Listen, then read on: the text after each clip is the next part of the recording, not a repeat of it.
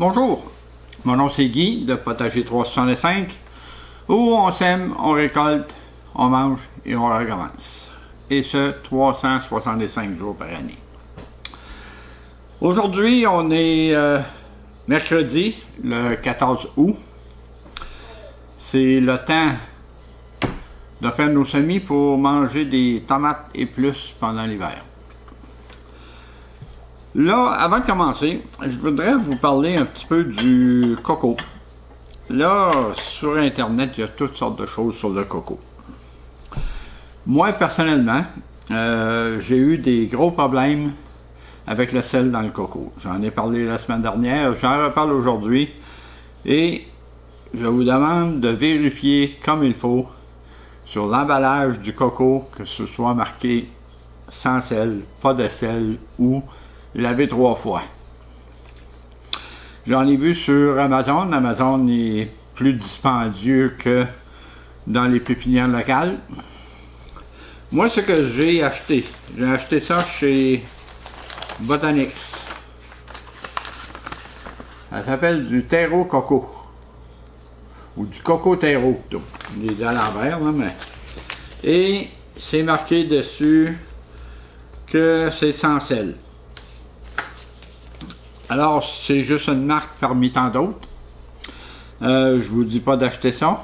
J'en ai trouvé sur Amazon. Si j'en manque cet hiver, probablement je vais l'acheter chez Amazon, même s'il est plus cher. L'autre chose aussi que je voulais vous parler, c'est que le coco, sur Internet, on voit un peu partout qu'il faut traiter le coco avant de s'en servir. Puis une des manières de traiter le coco, c'est avec du Calmag, qui se trouve être du calcium et du magnésium. Si vous voulez le faire, il y a des recettes sur Internet. Le calcium, j'en ai fait ici, avec des coquilles d'œufs. Encore là, plein de recettes sur Internet. Et le magnésium, ben, c'est du sel d'Epsom. C'est du magnésium. Alors, ceux qui veulent l'essayer, veulent le faire. Moi, personnellement, j'ai utilisé le coco sans rien mettre dedans. Je l'ai réhydraté avec de l'eau. Et c'est tout ce que j'ai fait. Et le coco, c'est inerte. C'est-à-dire qu'il n'y a aucun nutrient dedans. Aucun nutritif. Alors, il faut tout le temps arroser avec de l'engrais. Moi, j'utilise de l'engrais hydroponique, là, mais au printemps prochain, j'ai l'intention de faire des expériences avec du 15-30-15 et du calcium que je fais avec des coquilles d'œufs et du magnésium. Je crois que ça va donner les mêmes résultats que avec l'engrais hydroponique. Dans une autre vidéo, on parlera peut-être de l'engrais hydroponique que j'utilise, comment je le fais, pourquoi j'ai choisi celui-là, et on verra. La dernière fois que j'ai réhydraté du coco, je l'ai réhydraté avec de l'eau, avec de l'engrais hydroponique. Ce que j'ai lu sur Internet, c'était pas la meilleure chose à faire. Ça prend du calcium pour être capable de sortir le sel qu'il y a dans le coco. C'est ce qu'ils disent, mais comme je vous dis, moi je l'ai essayé, juste réhydraté avec de l'eau, du coco sans sel, et puis ça a été très bien. Une question que j'ai eue, qu'est-ce que c'est du Rockwool? La semaine dernière, on a semé sur du Rockwool. Le Rockwool, c'est un peu comme de la laine minérale, c'est le même principe. C'est de la pierre volcanique qui est fondue et filée. Là, ici, les piments, il n'y a rien de levé. Mais par contre, on commence à voir la basilic qui lève. Est-ce que c'est meilleur que les Jiffy? Est-ce que c'est meilleur que semer dans la terre? Est-ce que c'est meilleur que faire germer dans des sacs de baguilles? Moi, personnellement, je pense pas qu'il y ait de recette magique. Malgré qu'est-ce qu'on voit sur YouTube, YouTube, Instagram, etc., etc. Peut-être aussi je voudrais vous parler de quelque chose qui me choque un peu. Sur YouTube, Instagram, etc. Ils appellent ça des clickbait. En français, je traduirais ça comme étant des appâts à clics. C'est-à-dire qu'ils vont vous dire quelque chose pour vous faire cliquer pour regarder la vidéo. Ils vont vous dire, si vous goûtez à ça, vous allez vouloir en manger 7 jours par semaine. Mais ils vous disent pas c'est quoi. Il y a une photo, c'est pas clair. Ils vont vous dire, Trump vient d'exploser, et puis c'est sûr qu'il va perdre. OK. Ça dit rien encore, c'est des clickbait. Moi, je vais essayer de ne pas mettre de clickbait, je vais essayer de vous dire exactement qu'est-ce que c'est, qu'est-ce que je fais. Si je me plante, vous allez savoir. J'ai pas l'intention de rien cacher, j'ai pas l'intention, moi je vous dis qu'est-ce que je fais, je vous montre qu'est-ce que je fais, puis je vais vous montrer les résultats, qu'ils soient bons ou mauvais. Alors là, on a parlé du rockwool, on a parlé du coco, et aujourd'hui, qu'est-ce qu'on veut faire? On veut semer des tomates, des concombres, et c'est tout. Alors, là, ici, moi, j'ai des concombres de type parthénocarpique. C'est un concombre anglais de 14 à 16 pouces de long. Le type parthénocarpique. Qu'est-ce que ça veut dire? Ça veut dire que c'est un plant de concombre qui va avoir seulement des fleurs femelles. Ils n'ont pas besoin d'être pollinisés et ils vont donner des fleurs femelles partout et plein de concombres. C'est une semence qui est plus dispendieuse. Celle-là s'appelle Carmen. C'est des semences qui coûtent environ 2,5 piastres chaque. Là, il me reste 3 semences. Je voulais pas semer 3 semences parce que je veux un plant. Alors, je vais semer une semence seulement. Si elle ne germe pas, on va, dans une semaine ou moins, je vais en semer une autre. C'est tout. Là, je voulais mettre toutes les chances de mon côté, ce que j'ai essayé de faire. J'ai pris une semence, je l'ai mis dans un petit contenant d'eau. Je vais la laisser là 24 à 48 heures pour amollir la coquille de la semence. Et après ça, je vais semer dans du coco. L'étiquette est déjà là. On a l'étiquette ici, avec la date. Alors, en attendant, on va laisser ça là. Donc, ça c'est pour des concombres. Maintenant, on va faire des tomates. Ah, je voulais vous montrer mes petits outils. J'ai aussi un petit râteau, mais là, je ne sais pas où est-ce qu'il est. J'ai pris ça chez Dollarama. Je suis un fan de Dollarama. Je me retrouve là pas mal souvent. Ici, j'ai préparé du coco. Il est déjà mouillé, mais on va quand même arroser un peu plus. Les bienfaits du coco, c'est que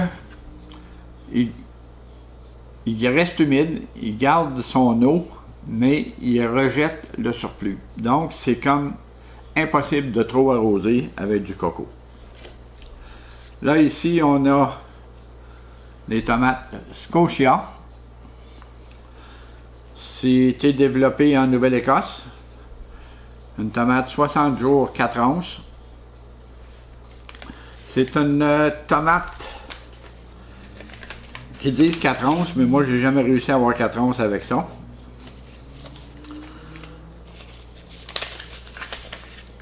Et c'est une tomate à pollinisation libre.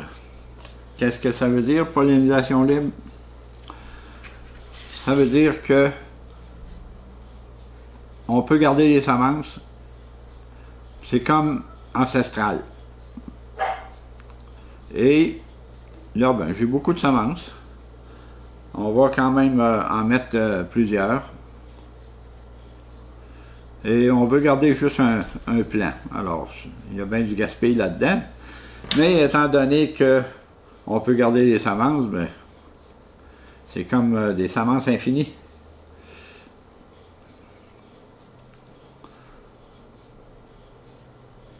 Bon. Là, on va resserrer le restant des semences. Moi, j'ai commandé chez Amazon des enveloppes. Comme ça, des enveloppes plus petites. Et j'identifie les semences avec l'année, la provenance. Et là, dans le moment, ceux-là, ça vient de chez Vessise. Les prochaines vont venir de chez Tiggy, qui est moi. Alors là, on ferme les trous. Une autre chose que j'ai chez Dollarama, c'est ça ici. Il y a deux modèles de pompe. Il y a le modèle plus petit que j'ai eu plein de troubles avec. Quand on a fini d'arroser avec le modèle plus petit, il laisse de l'eau tomber partout sur la table. Alors j'ai vraiment pas aimé. Comme je vous dis, ici c'est impossible de trop arroser. Si l'eau coule dans le bas, qu'est-ce qui va arriver? C'est que je vais le vider le plat, c'est tout. On lui met un chapeau. Et moi, les semences de tomates, je les laisse ici sur la table pendant 3 jours avant de les mettre à la lumière. La raison, je ne sais pas. Dans certains cas, c'est pour éviter d'avoir qu'il y ait du mildiou, pas du mildiou, mais que la terre devienne verte. Là, mais je pense que ça vient pas vert avec le coco.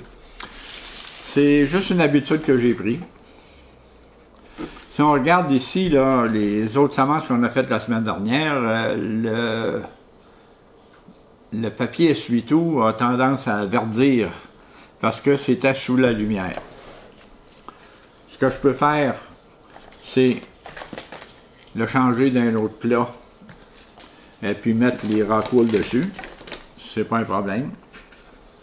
Alors là, on a semé les scotia. Là, maintenant, on va semer une autre sorte de tomates qui s'appelle les caïmans. Là, c'est les semences de caïmans. Ceux-là, ils viennent de chez Vessise. Il me reste 4 semences. On va en mettre 2.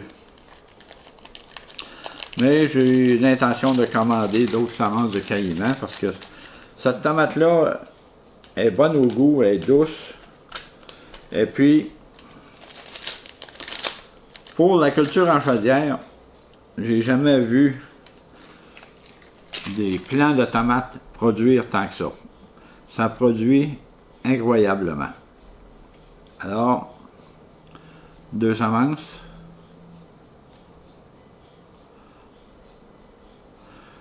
Les semences datent d'1 an. Alors, je suis pas mal sûr que les deux vont lever. Mais, on va faire ça comme ça. Alors, encore là, on arrose. La terre était humide, elle n'était pas détrempée.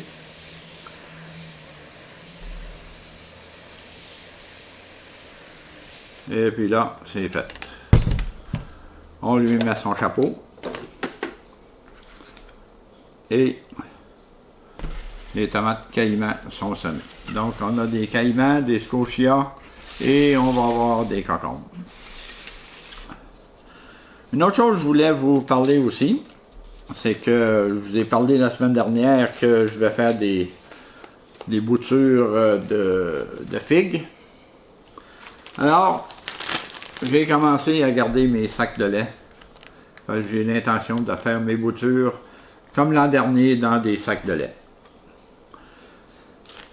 Il y a quand même plusieurs avantages à ça. Puis quelque chose que je trouve intéressant, c'est qu'avec le sac de lait, on voit quand les racines y poussent. Puis quand le sac commence à avoir pas mal de racines dedans, là on peut le mettre dans un pot plus gros. Je voulais aussi vous parler d'autres petits jouets que ça m'amuse d'avoir. J'ai des seringues. Ok, j'ai ici une 12 ml. J'ai ici une 60 ml. J'ai une 200 ml. Je m'en sers des fois pour arroser, des fois pour aller puiser dans le fond d'un contenant. Il y a des embouts qu'on peut mettre après pour rapetisser le trou. Voilà ce qu'on met là. Et ça vient avec des tubes. Donc, comme là, si je veux aller puiser du calcium dans le fond du pot, je suis capable de le faire.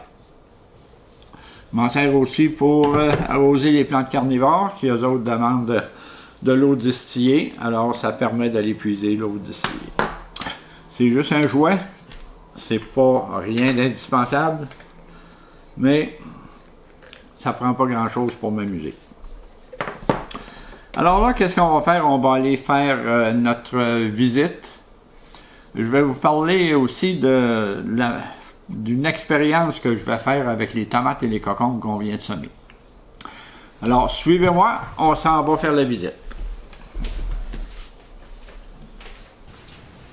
Oui, bonjour. Bon, on commence notre visite du jardin intérieur et du jardin sur le patio. Alors, on a nos plantes carnivores. On a ici un plant de tomates Tarzan. Ces tomates-là, ça donne une tomate cerise qui est pas mal grosse pour une tomate cerise, mais que, à mon goût, est pâteuse pas mal. Alors, c'est pas un premier choix, puis ça va être à décider si je continue à faire pousser des Tarzans. J'ai ici le plant de tomates Sturdy que j'ai rentré. Il reste quelques tomates et puis il commence à faire une deuxième floraison. Il est supposé faire 3 floraisons. Je ne sais pas si c'est vrai, comment ça va aller. Et puis, Sturdy, il y a 2 sortes de Sturdy. Un, je ne me souviens pas du nom. Celle-là, c'est Sturdy Joe. Et Sturdy Joe, c'était marqué dans la littérature qui venait avec, que c'était la tomate la plus sucrée au monde. Moi, je la mangeais, je la trouvais sucrée, je la trouvais délicieuse, mais quand je l'ai comparée à d'autres tomates, c'était incroyable, c'était du dessert. Alors, oui, c'est une tomate très sucrée, très bonne au goût, et la semaine dernière, on a fait des boutures. Là, j'ai descendu une des boutures ici. La bouture va bien. Il a commencé à pousser. L'affaire, c'est qu'il ne s'arrête pas de faire des boutons de fleurs. Et puis, là, ben, j'enlève les boutons de fleurs. Il n'est pas prêt à fleurir, il est trop petit. Alors là, je vais le remettre en haut avec l'autre. Et on va passer à l'autre section du jardin. Bon, j'ai allumé les lumières là, pour qu'on puisse voir un peu plus qu'est-ce qui se passe. La section du haut, je ne l'ai pas allumée. La section du bas, ce que je voulais vous expliquer, c'est que j'ai l'intention de mettre un plant de concombre ici, un plant de tomates ici, ça va être les tomates caïmans. Ce que je veux faire, c'est faire pousser le plant de caïman sur 2 tiges. Les 2 tiges vont monter, vont passer à travers le grillage et ils vont s'en aller jusqu'à l'autre côté. C'est des étagères de 2 pieds par 4 pieds. Alors, je vais avoir 2 tiges de concombre qui vont s'en aller ici et 2 tiges de tomates qui vont s'en aller par là. Donc, il va y avoir 4 tiges. Je vais essayer de les faire aller horizontalement sur le grillage et on va voir qu'est-ce que ça donne. C'est des expériences, c'est des choses que je fais tout le temps. On va se diriger vers l'extérieur.